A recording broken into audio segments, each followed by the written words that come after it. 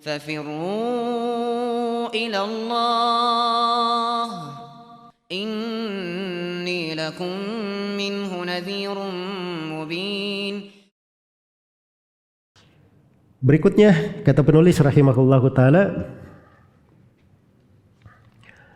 faslun, pasal di halaman 16. Ini pasal terkait dengan penyucian kulit bangkai. Iya. Penyucian kulit bangkai.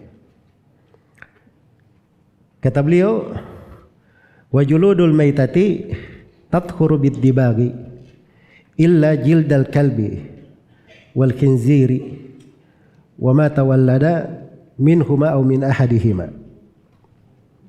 Iya. Kata beliau, kulit-kulit bangkai menjadi suci dengan didibag.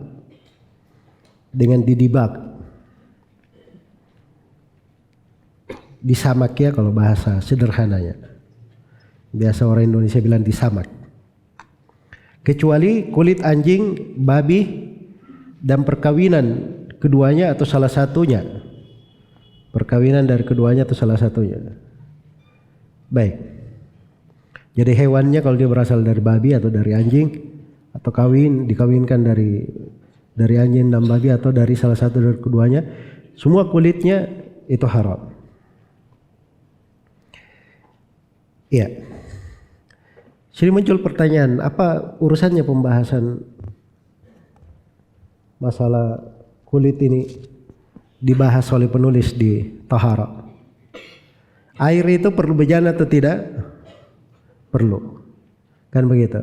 Nah, dari bejana itulah dibahas. Karena sudah masuk di pembahasan bejana, dilihat hukum bejananya.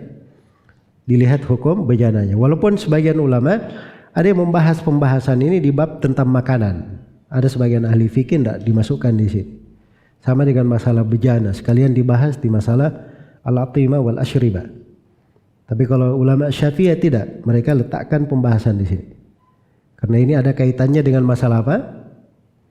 Masalah wadah yang dipakai menampung air. Iya. Sekarang kulit bangkai. Bangkai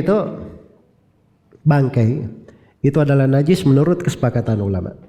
Semua yang namanya bangkai selain daripada manusia, iya, bangkai selain daripada manusia, maka dia itu adalah najis. Kecuali pada hewan yang dihalalkan dengan cara menyembelihnya. Dengan cara menyembelihnya. Dan itu akan datang nanti di bab tentang penyembelihan ya. Di bab tentang makanan. Baik. Cuman bangkai ini apabila dia disamak, maka itu mensucikannya. Mensucikannya. Dalilnya adalah hadits Ibnu Abbas riwayat Muslim. Nabi sallallahu alaihi wasallam bersabda, "Idza dubighal ihabu faqad tahur." Apabila ihab, kulit itu sudah disamak, maka dia telah suci. Maka dia telah suci. Iya. Jelas ya? Dia telah suci di sini, artinya boleh dimanfaatkan. Cuma saya tanya, boleh dimakan atau tidak? Hah? Nah, boleh dimakan ya. Nah, sampai sudah, oh ini saya sudah samak ini, dia pergi masak sana, kikil. Ya, tidak dibolehkan ya. Baik. Karena ini hanya dibolehkan untuk dimanfaatkan saja. Ya, karena itu datang di sebagian riwayat ketika Nabi sallallahu alaihi wasallam mendapati ada kambing yang sudah mati, maka Nabi berkata, halla intafa'tum bijildiha, tidakkah kalian itu mengambil manfaat dari kulitnya? Kata para sahabat, innaha maita, ya Rasulullah, ini kambing sudah mati. Kata beliau sallallahu alaihi wasallam, innama haruma akluha, yang diharamkan itu cuma memakannya. Tapi kulitnya bisa dimanfaatkan. Nah, itu dengan cara di apa? Disamak itu tadi. Nah, sekarang muncul pertanyaan, apa itu disamak? Disamat itu arti katanya itu terkait dengan masalah dilembutkan. Iya. Terkait dengan hal yang apa? Dilembutkan. Jadi kulitnya itu setelah dikuliti, dihilangkan dari kotoran-kotorannya, kemudian dimasukkan padanya sesuatu yang bisa melembutkannya. Dimasukkan padanya sesuatu yang bisa apa? Melembutkannya, hilang baunya, ya, sehingga bisa dimanfaatkan. Tapi ulama Syafi'iyah itu memberikan 3 ketentuan atau 3 ciri pada kulit yang disamak. Yang pertama, kotoran-kotorannya sudah dihilangkan, itu yang pertama. Kemudian yang kedua, kulitnya itu sudah menjadi hilang baunya. Iya, hilang baunya. Itu biasanya kalau disamak itu orang dia campur garam, dia campur kapur, campur daun salam, dia campur ini macam-macam dia campur sehingga kulit ini hilang baunya, kadang menjadi wangi. Jelas ya? Kemudian yang ketiga disyaratkan oleh ulama Syafi'iyah, kalau sudah disamak, dijemur, dikembalikan lagi ke air, dia tetap dalam keadaan seperti itu. Jangan dia sudah disamak, begitu masuk air bau lagi. Itu berarti dia belum selesai disamak. Jelas ya?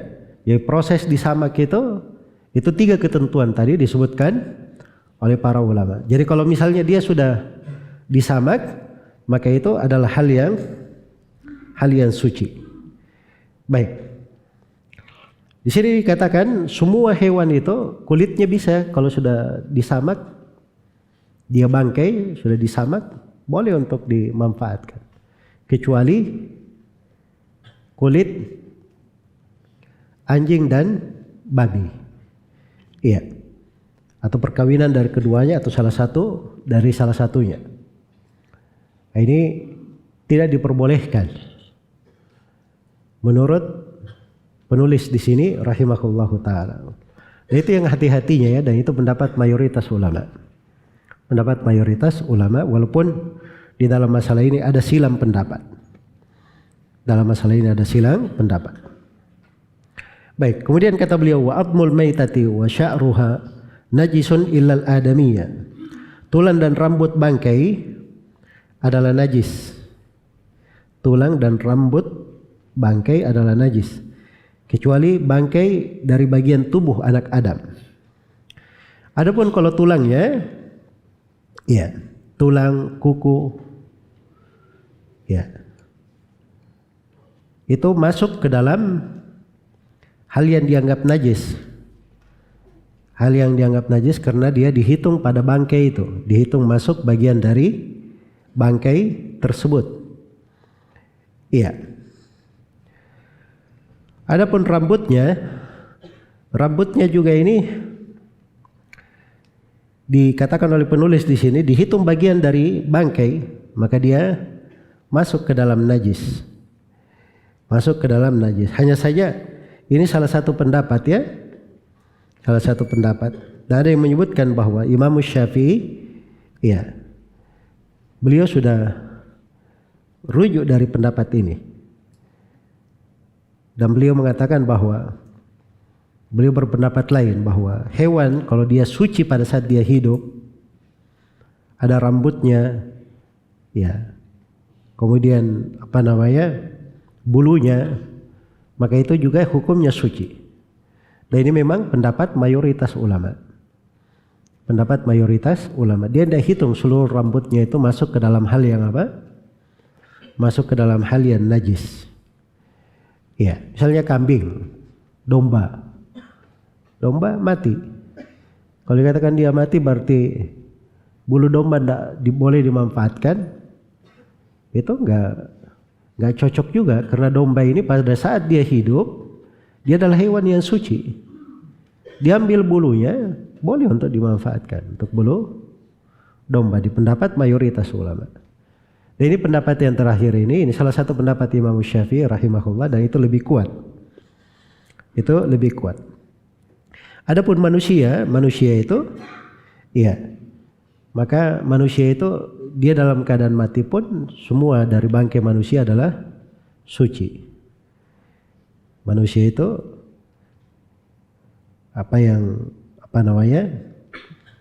dia ada rambutnya pun setelah dia meninggal itu masuk dalam hitungan hal yang suci, bukan najis.